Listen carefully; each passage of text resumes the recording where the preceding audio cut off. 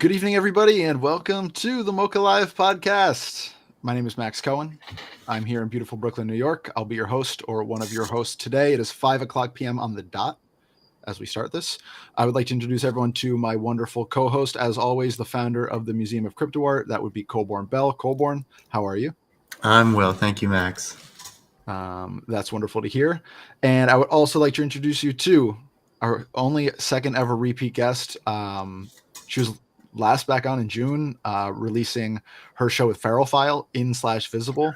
And we talked all about bias and AI. Since then, she's been named one of Time Magazine's 100 most influential people in AI. That's pretty cool. Never a doubt, it's the incomparable artist, curator, Linda Dunya. Linda, welcome back to the show. Thank you. Thank you for the warm intro. Happy to be here. I feel like since you've been on, I've really gotten more involved with my intros. I used to just kind of like let it rip. I just like immediately. Now I want to give this whole like, you deserve it. Thank you. Thank you. I appreciate yeah, that. Of course. So let's jump right in. I obviously have some specific topics that I want to get to, of course. But I'm curious in your opinion, and since you've last been on the show about 6 months ago, what has most surprised you about the way AI culture or tech has grown in the last like 6 months or so, or how it's been developed, how it's disseminated into the public, like just what's getting your attention at the moment? I guess I was, and maybe this is because I was scarred from just being in the blockchain and not having anybody around me involved with it, but I felt there was going to be a bit more resistance than what actually ended up happening. It's almost feels like everybody's embraced it completely. Like my mom asked me about ChatGPT. She's worked in the same company for like ever since she started working. She works in insurance. I mean, maybe ChatGPT would be helpful, but it's just to hear that a lot of people are kind of approaching these tools with curiosity more than, I guess, feeling threatened, I think was what I hoped for. But it turned out to be like way more positive than I thought.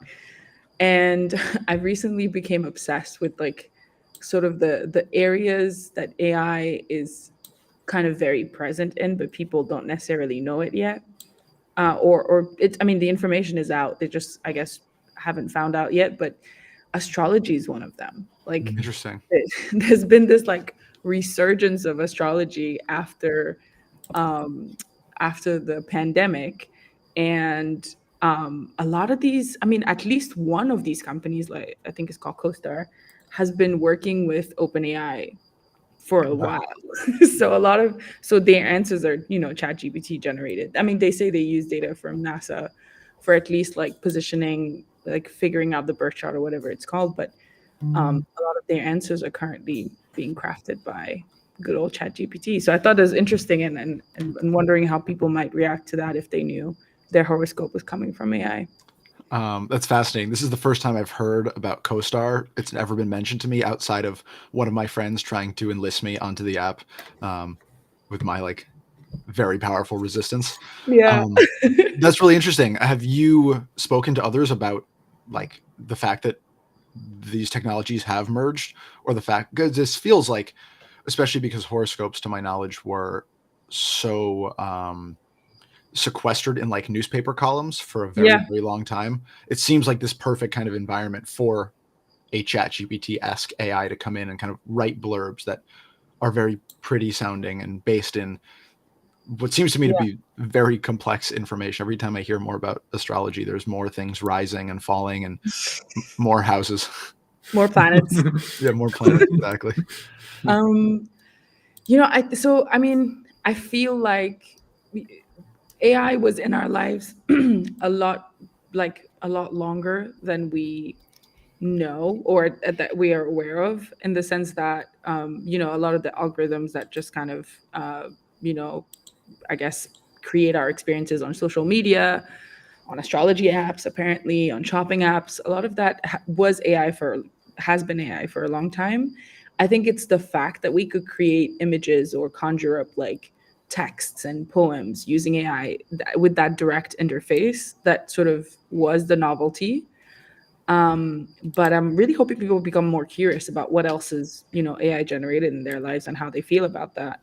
Because ultimately, I think we should have the choice. at least like at a personal level, to be able to like make a decision on what we want to be assisted with and what we don't want to be assisted with. Mm, Um, but yeah, I think the astrology thing was surprising to me. But then I found I've just been like in a rabbit hole reading different articles about it, and it's a perfect testing bed for like a language model. Like, mhm, you have these predetermined rules about placements to determine the birth chart, and then you have these affinities based on the placement, which are just all very it's very programmatic language in a way. And then you just have to add a layer of poetry on top to massage the language a little bit, make it more appealing, make it more um, interesting to read on a daily basis, which just like for me, like that's one of the best use cases of an LLM. And I wouldn't be surprised if like it was a early testing ground for them. interesting. I want to go back to one thing you just said about people should have the choice between, or I guess the choice of when they are using this technology and not. Coburn, do you think that we will have that choice between when we use AI and when we don't, or do you think it will just kind of be swarmed upon us? Look, we can't even figure out cookies, So if these cookies are placed in our history, they're tracking us, and only recently has Europe begun to kind of get wise to what all of this implies and entails. So no, there's not gonna be permission asking. There's just gonna be taking from us, and then maybe later, we'll try and contain it, but by then it'll already be so far gone that, yeah. Linda, you were nodding like I mean, I vociferously. agree. It's I guess my defining trait is hope. I have a lot of hope. Sure. Um, I mean, I feel like regulation is always playing catch up, and by the time it comes in, it's just so widespread. But I like the example of like the USB-C, like what happened with Apple and the USB-C. They were Mhm. forced to just make everything USB-C because Europe was like, we're not gonna make our people buy like 3, 4 cables just to use your products. Mm, So I think at some point you can have, I don't know, you can have a little faith in regulation, but I mean, it will be. It's so just, I don't know. It's like trying to catch water with a hand. Like it would be very late. It's yeah, already too late, I think. naturally. Um, yeah. So I was reading the blurb about you in Times AI 100 list, and one thing that caught my attention, and which I think is a really good place to turn this conversation, is this anecdote where you had typed buildings in Dakar, where you live in Senegal, into, I believe it was Dali or Midjourney, and you were getting back, and this is a quote: "Squat, decrepit low rises covered in dirt and peeling paint." And how different that is from the beautiful, vibrant, Senegalese world that you see around you. And this is really interesting to me. Last week, Colborne and I were talking with our guests about just the homogenization of a lot of these AI models and what that has done to the aesthetics kind of across the board and how you're kind of able to recognize that. And if you take that a step further, it's like you take a Dali or a Midjourney, and when you see so much work that is being thrown into the world and it is very homogenous and it is kind of it lacks the nuance of human experience and it lacks specific detail, that's very inhuman to me. So Yeah. as I was writing this question, I was thinking about this book that Stephen King wrote on writing, where he says, one of his bits of advice is don't just tell someone that somebody took a train, right? Say what train they took. Train 563 out of Trenton, leaving at 5:09 p.m. Bring everything to life with this really like grainy detail. And these mass market AIs might put out really beautiful products, but they lack the texture of real life. You said about Dali specifically. With Dali, it seems impossible to get around the bias and the issues. And we spoke at length the last time you were on about stereotypes and prejudices of AI, which are essentially like beliefs rooted in lack of nuance and personal experience. So I'm wondering if you could talk a little bit about what these kinds of like mass market AI products are lacking, and then how that might be affecting a public perception of AI. Um, there is this like scenario where AI is learning from AI outputs. Mhm. So kind of that's the logical conclusion of like what's happening at the moment. A lot of it's creating images at a rate that humans can't, right? Mhm. So at some point, a lot of the training data will be images that are produced by AI. And there's it's kind of a doomsday scenario because the model is just kind of, it's like a serpent eating its own tail. It's going to become nonsensical. And I think what happens with the averaging effect is that you lose that texture, you lose that nuance, you lose that lived experience, um, and you kind of have more and more of those images that then are supposed to inform what the future of image making looks like. And then you run into this kind of, it just gets worse and worse, like exponentially from there. Mhm. So I think what they lack is data. I mean, they've created this problem in the sense that they've centralized data gathering. Like they do it themselves, right? They might work with a few companies here and there to collect some data, but usually it's a very centralized process. And what happens is that we're 7 billion people on Earth, lots of places, lots of languages, lots of places we haven't even discovered, and it's impossible to centralize the idea of getting as much nuance and richness and diversity and texture that currently exists in the world. If you centralize that, it's just not going to happen, or you need like a lot of money. um, Probably an infinite amount of money to do that. So I think for me the problem is in how they get the data, which is always going to be very spotty, very lossy, and the model is trained on that, and it's going to reflect that lossiness. Um, but if you were to think of data collection for AI operating like, I don't know, like a mycelia, where there's multiple people just interested in bringing their lived experience and their context into these tools that have the capability of gathering that data and training a model or contributing to the training of a larger model. And if these types of initiative mushroom all around the world, you're starting to fill the gaps a little bit.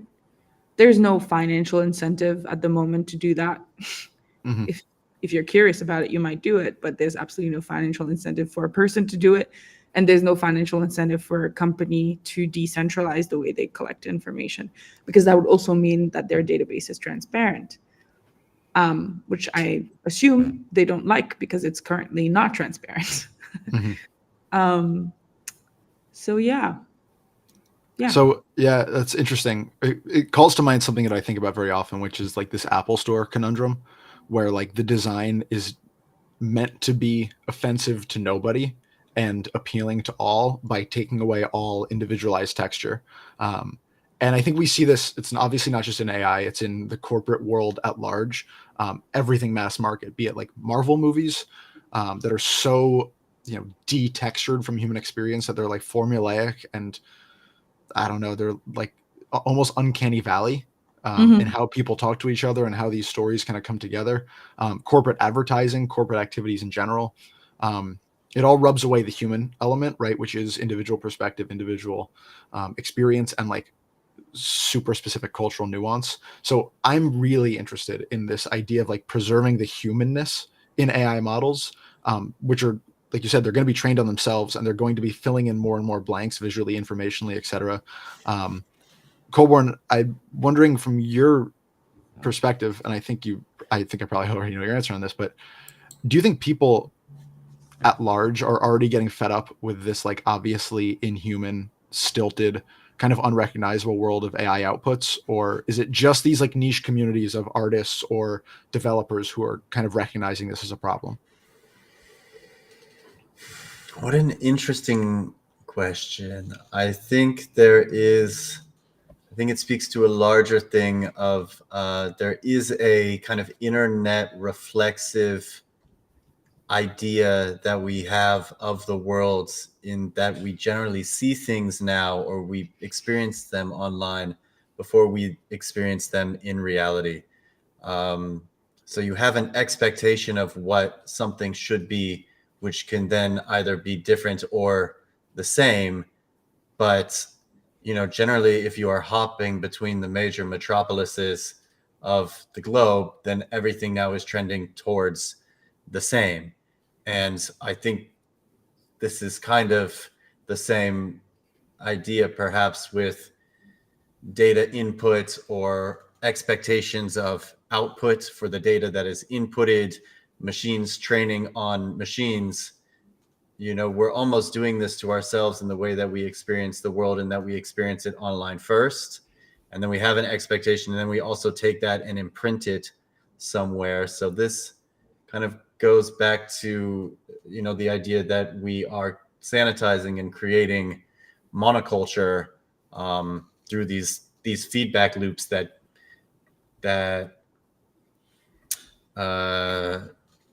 well, they create themselves and then they eat themselves and they like get gorged on themselves, and then, not to use an incredibly evocative metaphor, but then they defecate the same version of themselves that they took in, and it's just this continuous cycle of you're eating and then excreting the same material, and it's just getting more and more diluted over and over again. I was shocked that every Starbucks and Apple store that I saw or went into in Japan looked exactly like every Starbucks and Apple store I went into in New York City. That is not how that should look. Yeah.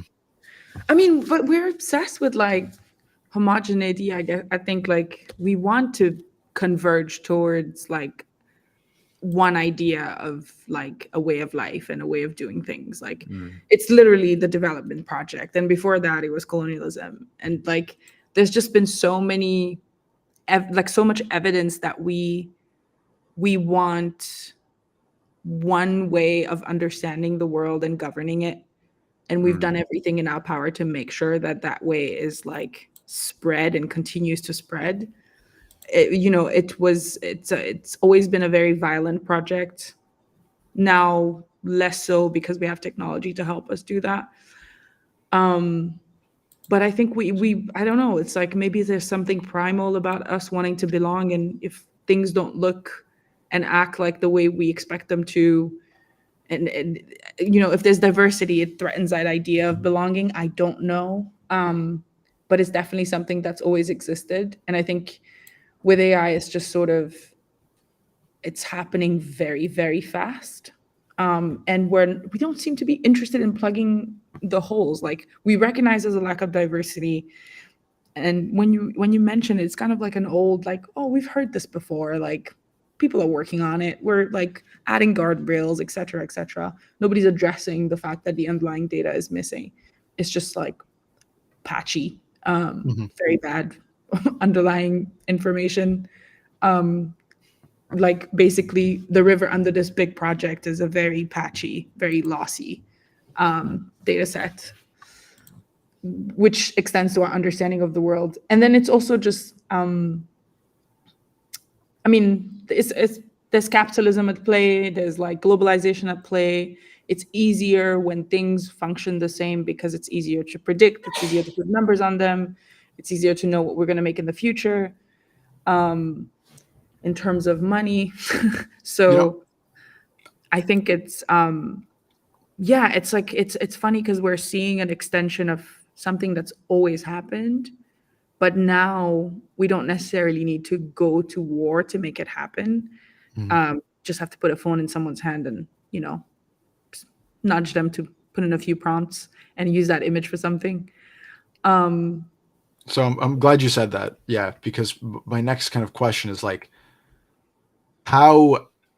because I think within our niche crypto art et al. Community, we are already fed up with the homogeneity, just because we see it so rampantly everywhere, right? This homogenous aesthetic, this westernized, but like this textureless westernized aesthetic, like I think we're all kind of fed up, and that's why we're talking about it, the three of us today.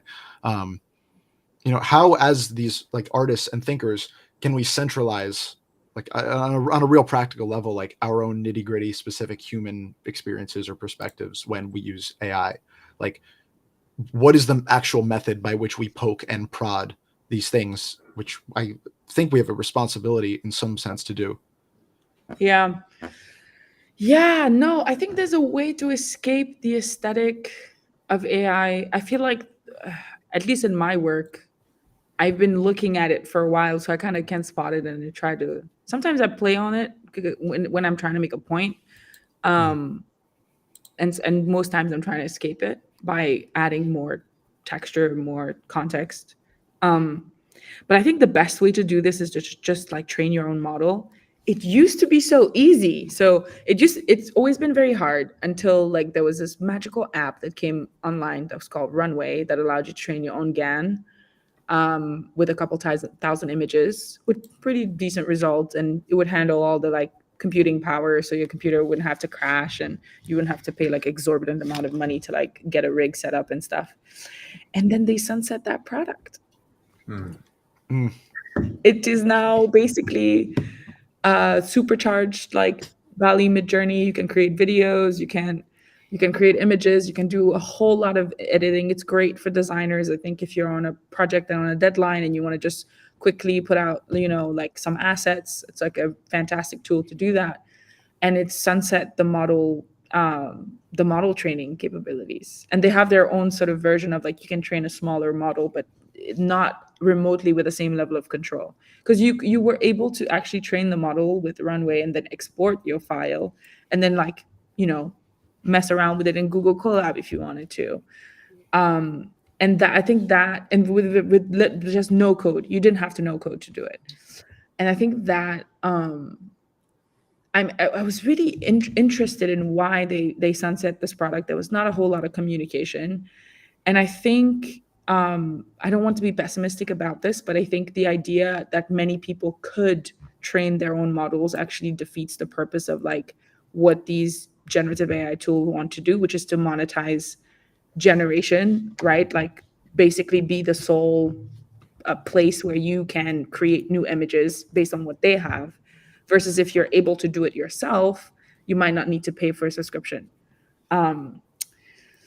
So yeah, if I said this 6 months ago, go and train your own model, that would have been the answer. But now you might need to like do the ML course on Google and learn how to use Google Colab to do it, which is a very high barrier to entry, but it is possible. And maybe it's like, friends get together and one of them is a, developer and has interest in like learning a bit of AI and ML and, can get up to speed quickly with a little bit of Python on Google Colab, and you want to do it. Maybe it happens that way, but that's the way you escape a lot of the lack of nuance and texture. You have to go through the process of creating a database, knowing what it takes to create a database, understanding the kinds of biases that are implicit as well as explicit, the ones you decide are your biases and the ones you didn't realize until you see the end product. You're like, whoa, there's a lot of this thing in here I didn't even notice, right? I think going through that experience, first of all, you understand how the larger models sort of work, at least from a conceptual standpoint. And then you can make a more, I don't know, you just have a bit more agency in how you use them. And yeah, and then you can create your own images with it, which I think like that's where the diversity comes in. Like that's where the texture comes in. If people are creating different images, that means they're using their perspectives, their unique perspectives to build the database, which means whatever the output is going to reflect that unique perspective. Well, this is my fear, right? Is that it can't not spiral back towards, wealthy Western individuals and nations, because that's who's going to en masse have the educational opportunities and the time and the, scholarship available to learn how to, wield what is an incredibly unwieldy series of technologies, like building of databases and understanding of data sets and deploying of AI models. So I see kind of two paths spiraling outwards, right? Both based on the fact that AI is going to become more and more sophisticated. But what we've seen, fortunately, I suppose, in the last like 20 years of tech development is as the underlying like base technology becomes more and more like sophisticated and kind of unwieldy, the access to it becomes like it's easier to get in, right? It's easier to, make a social media profile and link it to all these different, sites. It's either easier to download apps, etc. Even as apps are becoming more and more like technologically impressive. You know, we have whole, you know, Unreal Engine games that you can play just on an iPhone. So, you know, I'm curious both of your opinions. Colborne, maybe we could start with you. Like, as these things become more sophisticated, will that make this like preservation of humanity more difficult, or do you take like, do you think it's a pessimistic view where it's more sophisticated so the barriers to entry get higher, or does it naturally, because of the diversity of hopefully entities that are releasing more and more sophisticated products, that it will just open up more pathways to more people to either gain this knowledge or be able to have some kind of like baseline understanding of how it works? It's such an interesting question, and I think it really strikes at the heart of, you know, if it's not commercialized, is it valuable, right? So if if it doesn't have, you know, if it is purely just cultural, or if it is just an expression, is that going to be valuable and worth recording? And I think perhaps, you know, maybe the decentralized storage protocol systems that we work with would say yes, you know, everything is worth preserving. But, you know, the fact that Runway ML kind of deprecated the ability for people to create their own things might suggest that it isn't. And what is the price of experimentation? What does it mean to give more people access to no code tools to be able to experiment and see? So I want to believe that we will move beyond a world that is just hyper commercialized, and that, you know, human creativity will be valued and expression will be preserved, and these will find new meaning in a world of abundance that and surplus that AI could bring forwards. Although I think that remains to be seen and would require a tremendous shift in how things currently are. But it does feel somewhat commercially, like a commercial necessity to engage with individual cultural nuance, because you're going to just make a product less appealing to more and more people. You know, even if your aesthetic is highly Western, right? If your aesthetic is based in New York, it's not going to appeal to people in Texas, right? And that's just within the United States itself. We're going to be like, people are not going to be able to find themselves reflected in these tools, and thus it will become less interesting to them. And that just becomes more exaggerated the further we get from, you know, Silicon Valley. Yeah. So yeah. I wonder about that, because yeah, I really do wonder about that, because I feel like there's a lot of what my grandmother would call tasteless stuff that we have today, right? Yeah. She would just look at a lot of the stuff we have, she'd be like, this is ridiculous. We had so much more in my time, or in my time we respected music. Things like that, right? Because the tools for making music became more democratic. There were more people with, I guess, a different like threshold of talent than what would it have taken to cut it back then in the music industry. So I think we get used to mediocrity, and we like continue to consume it. I don't think our taste evolves to adapt to it.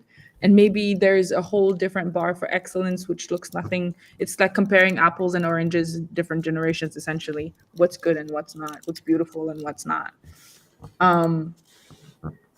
So, I think about my daughter. If she grows up watching animated shows that for the most part are created using, you know, AI generated, you know, characters and language, because I can sort of read something and say that sounds like a chat GPT, right? Or I can look at something and say, that definitely looks like AI. But there's going to be so much of that when she's, you know, by the time she can read and watch stuff and understand them, and sort of like, but you know, if by the time it starts to like imbue her psyche, that she might not have such like that type of discernment, because what was before almost becomes like this vintage, you know, like fringe niche thing, and the mainstream is that new normal, and that's what she's used to, and that's how what informs her taste, at least like subliminally. I don't know. I think there's a contemporary analogy around how the studios produce blockbuster movies now, and they screen test them to death, right? They get every single audience reaction for every single possible combination, and they try to find, what is the most agreeable across like the biggest, broadest audience. And that seems to be the way of the world. And in my opinion, it trends toward mediocrity. It lacks the highs and lows that that maybe art thrives on, that humanity thrives on, these very deep feelings. And it tends to just placate and put everybody like, okay, yeah, like that was good. I don't have anything really bad to say about it. And that for me is really scary. Yeah.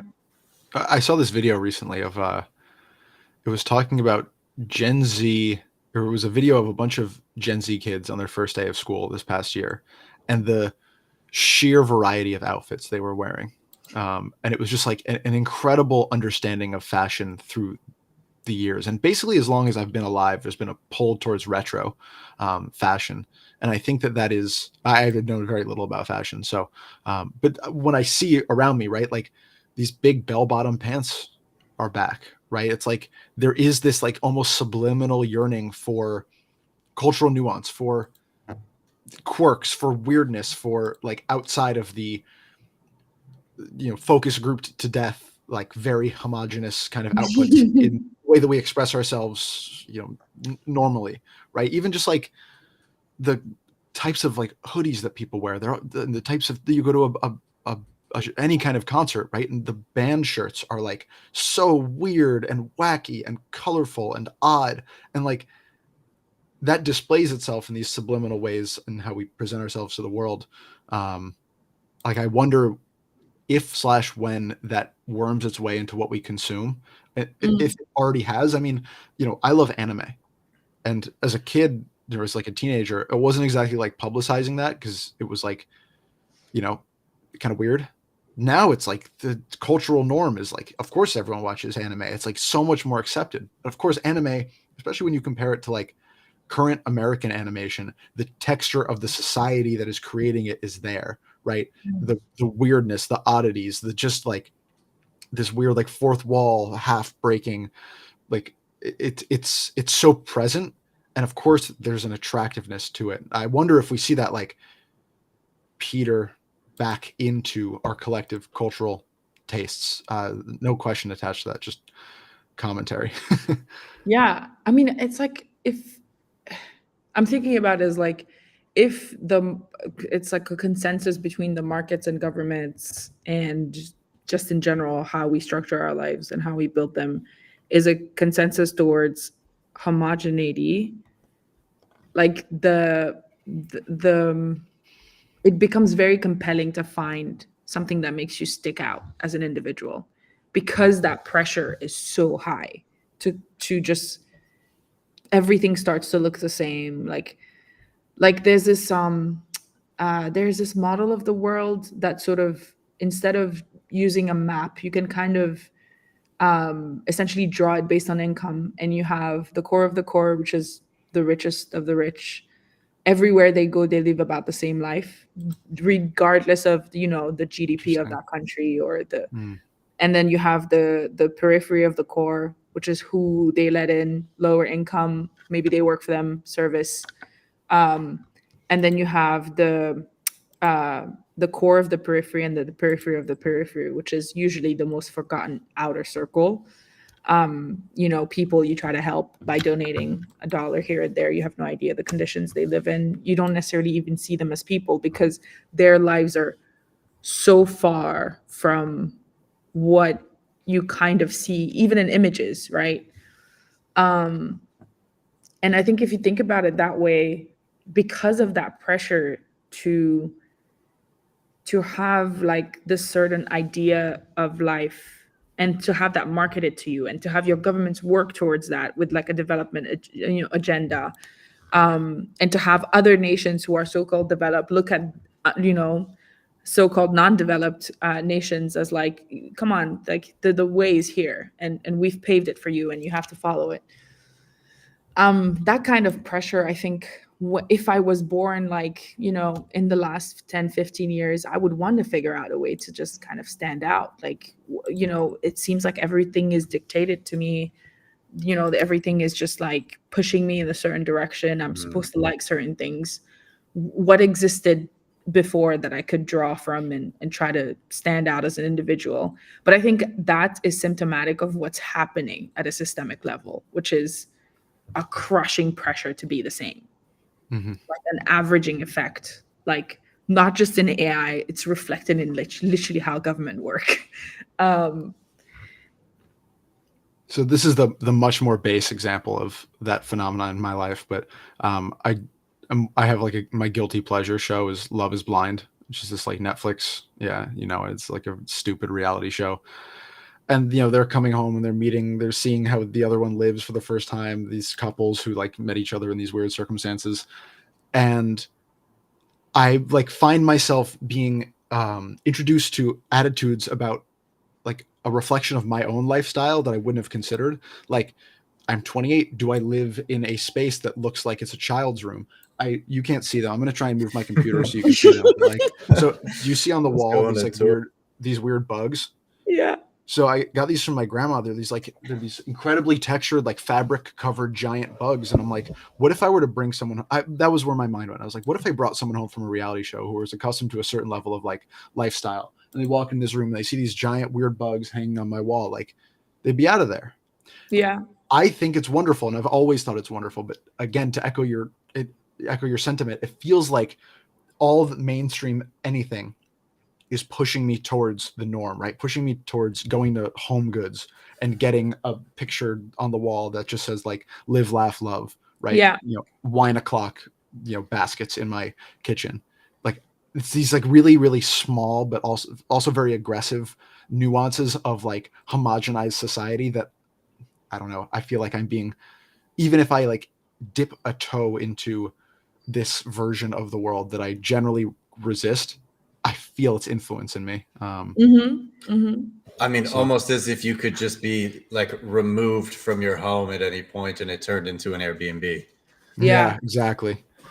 Yeah. Yeah, which I've is been trying to move, and every house I go to, it's the same tiles, it's the same colored walls, it's the same words that I use to describe them. Um, Everything is the same, and I'm just like, can I just see an old like house? Is there something like that's decrepit that you have, and I'll fix it up? I'm happy yeah. to. And they're like, what? No. Yeah. First of all, we make less commission on that, so we're definitely gonna not gonna show you that. So I resorted to kind of like drive around and look for to rent signs on like older buildings because they usually won't be able to afford an agency. Um, and that way, kind of visiting places that I might move into. But yeah, I mean, um, for me, I feel like it's always, before AI, I felt that pressure. I was born and raised in Senegal, and for as long as I can remember, we were always trying to get somewhere. That somehow we just like we weren't cutting it. We weren't cutting it when my grandpa was, a kid. Like it's just been every generation has gotten that message of like, you're not there yet. There's a long way to go. And I felt that pressure from very early on from school, that there's this thing called progress, and there's this thing called development, and when you're developed, this is how life looks, this is how buildings look, this is how you relax, this is how you spend your leisure time, this is how you work, these are the types of work that you should have, um and these are the types of things that you should want, these are the kinds of music you listen to. It's everything, it's literally everything. Like, it's not just the amount of money, it's how you spend that money. It's how you want to make that money, right? Farming is not cool. We've been farmers for like thousands of years. Who wants to be a farmer? We want to work in banks, and so you have this like, you have so many kids going to school to become lawyers, bankers, doctors, and in general, just kind of like service industry, consulting, blah, blah, blah. And then you have absolutely nobody who wants to farm. And we're wondering how we're going to make our food supply in the next 50 years, right? So, like, Mhm.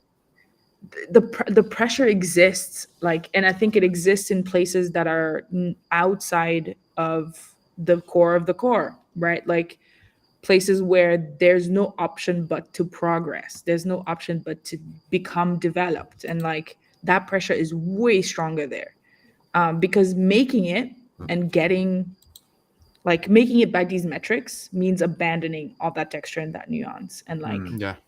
accepting a whole different way of life. Even though we in the US are as aware as anyone that like Western society is in decline, right? It's like you progress to this point and then you just want to get out. It's like, how can we stop the flow of development and quote unquote development, quote unquote progress that like this place is on, because nobody's happy with it. So it's just like you get to this point and then you want to leave that point. You're like, oh, okay, I'm actually good. And it's a problem in both places, because you have in the US, everyone's looking for alternatives. Everyone is like trying to find like almost like like feeling in the dark for things in the past that can make you feel whole somehow. And there's not a lot there because we're also not very good at recording the past, because we thought the past was shit. So we just like, there's no point like recording all this stuff. We'll record the things that matter and then we'll decide. Even the way we decided that was completely arbitrary. And then on the other hand, you have, I guess, us who've been told like this is the target, but no one has updated that information yet. No one has said like, maybe the target is not that good. Maybe we should try something different. I mean, now because of the environmental pressure of progress, we're kind of getting a little bit of messaging around like, we can't develop using fossil fuels. We have to figure out a different way to bypass industrialization, do it differently, leapfrog some things.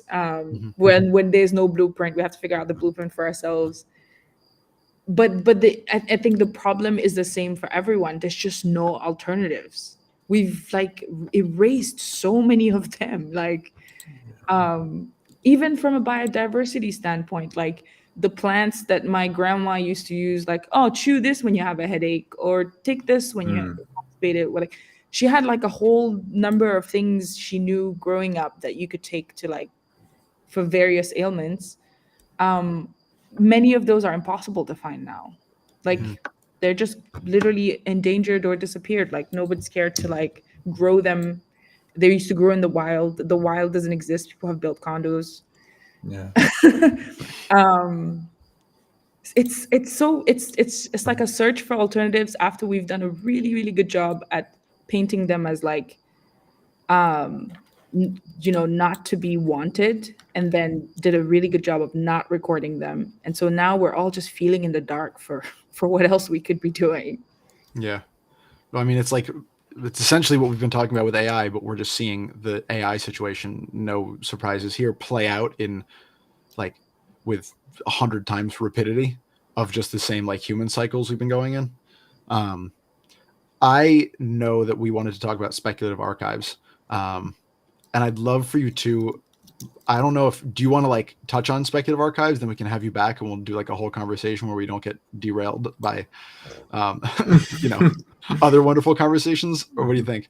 You mean I'm going to get to come back a third time? That's great. Yeah, we have to at this point. Speculative archives. So actually, this is a really good segue because I was just talking about plants. And so at some point, I realized that I was seeing far less flowers than my grandma used to see. And probably she saw far less than her grandma used to see. Obviously, a combination of David Attenborough saying, watching a lot of those documentaries, and my grandma harping in my head like, oh, we don't have this anymore, and we don't have that anymore. I became really curious about what existed, what was preserved. And so speculative archives, that idea, I think, it feels like a meaningless term, because archive means preserving the past, and speculative means like kind of, imagining the future or futures. And so if you bring them together, what is that? It's AI, basically. That's what it is. But essentially what I did was I went on sort of like the UN's most up-to-date list of endangered flora species in the Sahel region. So it's a very dry region, so we don't have crazy biodiversity to begin with. So it's a little bit easier. I think it would be much harder for different other areas of the world. but I narrowed it down to like about 100 plus species that I would assume would be growing around the area where I grew up. And I tried to look for images of them online. I thought it was going to be a straightforward process. I'm just going to find these images, I'm going to dump them into a GAN, train a model, and have like, all these cool animations.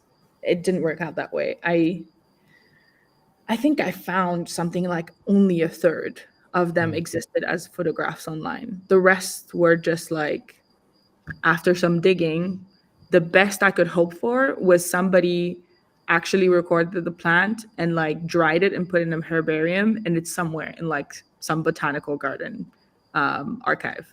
So there were some from the Pew World Botanical Gardens in the UK. There were some from the National Archives here locally. There were some from the Archives d'Outre-mer from France. So a lot of these archives are colonial archives, actually. And some of them were local. And, you have this page with just like a dry plant and what I guess would assume was the head of the flower. So you have no idea whether the flower was, how it looked. Like you just can't see. There's no photo, right? So you have to take the annotation that the scientist or the botanist wrote in the page as prompt into AI to sort of imagine what it looked like. It's a pretty neat use of AI, I think. Yeah. Because you have the information and you have the capability to create an image from basically just words. I mean, you could argue that you could also commission an artist to actually read that information and try to come up with the description of the flower, but you could get it to a pretty heavy level of realism using AI. And you can create 5,000 different versions of that flower and then take some kind of like average of them. Yeah. And the information is pretty good. Like, herbarium have like good descriptions of the actual flower, what happens, like what's the life cycle of the flower, what the color of the flower, the color of the leaves, waxy, not waxy. Like they have a lot of information that you can actually use as prompt. It makes the prompt really rich. Better prompts than I would write myself. And so that's how I made the database. So there were real images, the photos of plants that I could still see around me, like, because I've been taking pictures of flowers and plants for like the past like 6-7 years. Just randomly, like people take photos of their food. I take pictures of flowers, even if they're like small and not very good looking. I didn't know it was going to amount to anything, but it was used in this project. So you have real photos taken by a person in their context. Then you have photos that you found online, and then you have AI imaginated, like approximation of these flowers. And then you train a model on these three states, one of which is reality, the other one which is a perspective on reality, which is what you find on the internet, and the third one which is a complete fabrication. So by nature, the work becomes speculative because it's not real.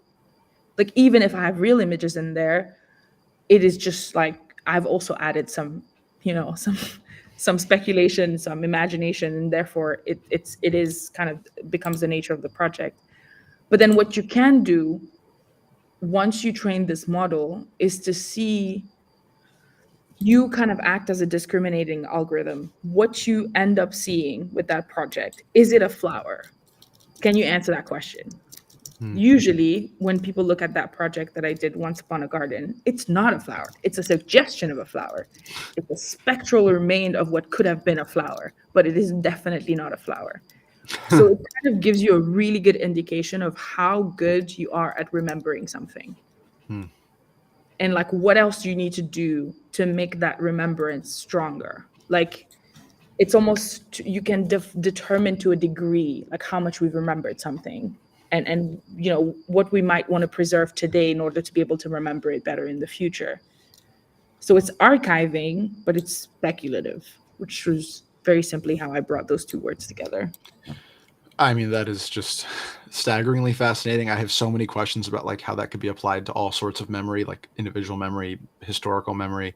I could have you here for another hour talking about that, but why don't we just have you back another time? We'll get deep into it. Okay. How many times have you had guests come 3 times? You would be the first, and it is looking that way. Linda, this has been an awesome conversation. I really, really enjoyed talking to you today. Would you take a moment and tell our audience what they should know about you, or where to find you, or what you're working on? Please. Yeah, find me on Twitter. That's usually where I put stuff. I'm really bad at Instagram, but if you like nice things, maybe you can look at my Instagram too. That's at I Linda Dunya R, Linda Dunya R. DOUNIAR. Yes, on Twitter. That's the best place. What am I working on right now? I'm still obsessing over flowers. I'm obsessing over stairs. I can't even get into why that is. It would take 30 minutes. So I have a few projects, just exploring some of these obsessions.